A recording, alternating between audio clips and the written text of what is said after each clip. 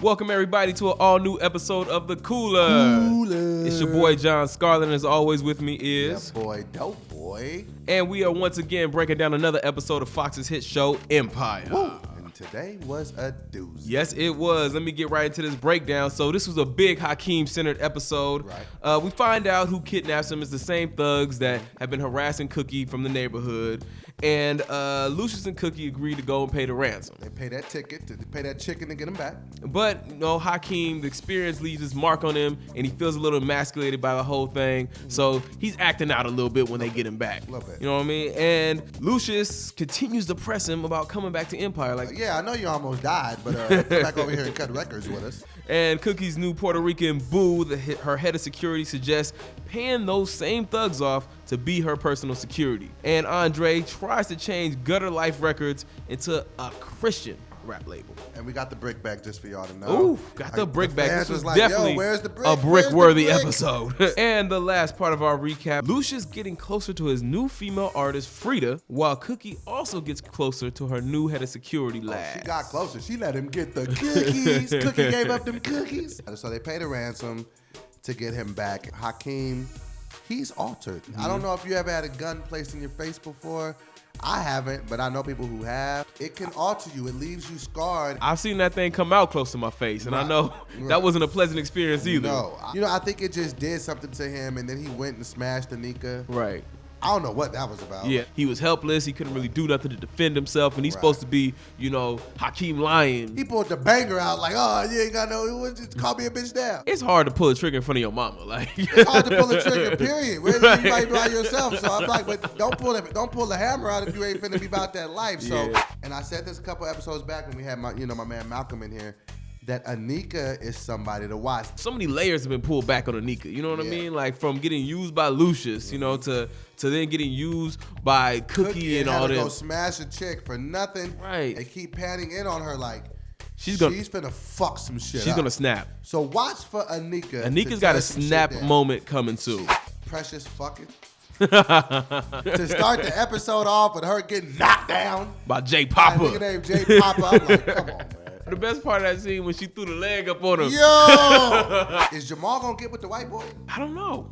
Did you feel that when he was like, yo, I was gay and that? I was like, is he finna hook up with him? Every time somebody loses a love interest, they introduce somebody new for that person. Back. Back. You know what I mean? So now there's this dude who's supposed to be the new producer who's gonna help Jamal take his music to that next level and, you know, maybe take something else to the next level. So how do you feel about Andre telling J Papa to drop? Like, are we about to have a Christian rapper on the show now? Is that?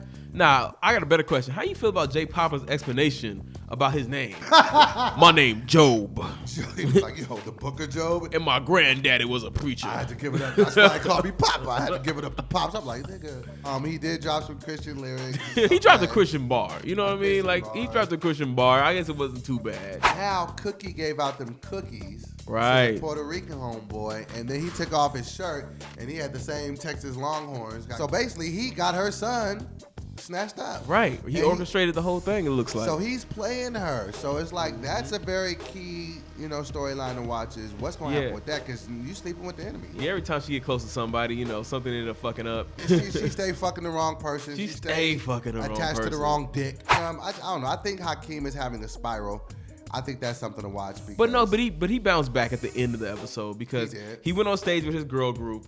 And, you know, one thing I do want to talk about from Hakeem's performance was how bitter Lucious was at the end of it when Hakeem got his swag back. It's like you almost wanted him. You wanted him to fail. That's what's so polarizing about Lucious. Right. He truly loves his family, but he's not able to get over his own insecurity. It's almost like he loves, but only on his terms. Exactly. And now he's bringing in this girl to try to take that place and fill that void. One of the craziest lines about what he said? He said, I got 3 sons, and I see more of myself in you, a female, than I see in any of my 3 sons. That was telling. So you know what's crazy? That if the 3 brothers, it's really genuine love between the It two is. brothers. You can tell that from that moment they had. Right, and for me, I'm like, if they could just stop letting Cookie and Lucious play them against each They other, could take over. They could take over. Talk Honestly, about- that would be the best way to run the empire. Exactly. To have You don't have to Andre deal with handling these. all the business, Right. and have Jamal and Hakeem be the 2-star artists. That would seem like the easiest. It seems like it might start to play out because like they're starting to form a bond now. Like, look, we brothers, we've been through it. We're you know what I'm saying? We're going through some things. So I think that could happen. What do you think is going to happen in the next episode? I'm going to go out on a limb and say Anika's emergence is upon us. I feel like she is brewing something. She knows too much about everybody. She has inside information on Lucious, Hakeem, and Cookie. She knows the inner workings, and she's tired of being stepped on. She can blow the whole She's spot gonna up. knock somebody down. My premonition for next week is definitely this new Puerto Rican love affair with Cookie, this last dude.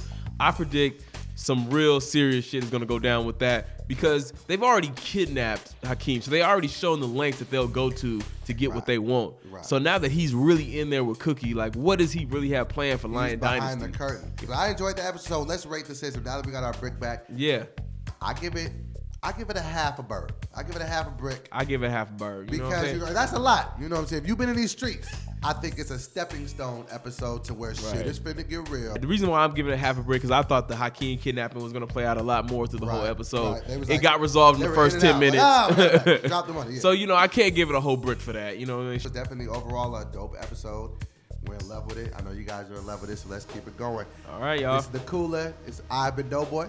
And I'm your boy, Jon Scarlett. Make sure you guys subscribe to All Def Digital's YouTube channel and listen to our podcast on SoundCloud and iTunes. The podcast will go up first, followed by the video a little later Make sure today. you comment in the section. Tell us what you liked about this episode. Subscribe to the channel, and we're going to keep it moving. See y'all next time.